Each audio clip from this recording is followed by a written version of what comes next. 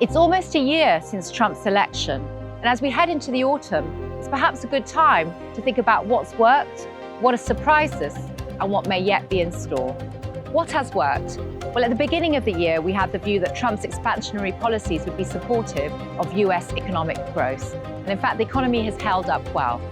Recently, the labour market data has been a bit softer, but layoffs are low and wage growth is still solid.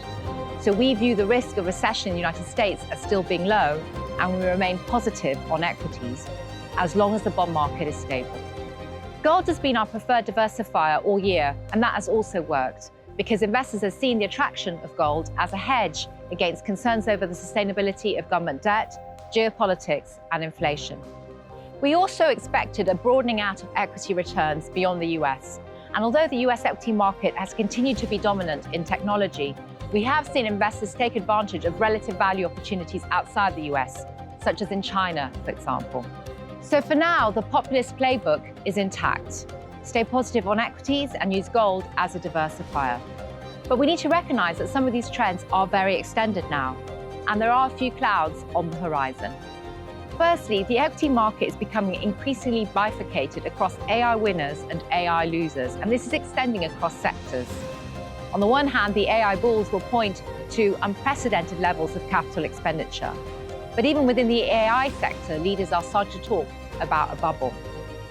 We continue to argue that this risk is best managed at the stock level, and our stock pickers are still keen on the hyperscalers, although they're watching for any signs of deterioration in the returns from the capital expenditure.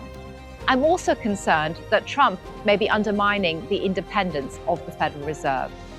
Already we've seen a shift to a more dovish policy coming out of the Fed, to some extent under political pressure from Trump. And this could pose problems as we head into 2026, particularly if we start to see inflation picking up again. The third worry is the sustainability of government debt. So far, yield levels have been contained, but we have started to see more volatility at the longer end of yield curves in countries such as the UK, Japan, and France. In France, we've seen some corporate bond yields trade below the level of government yields.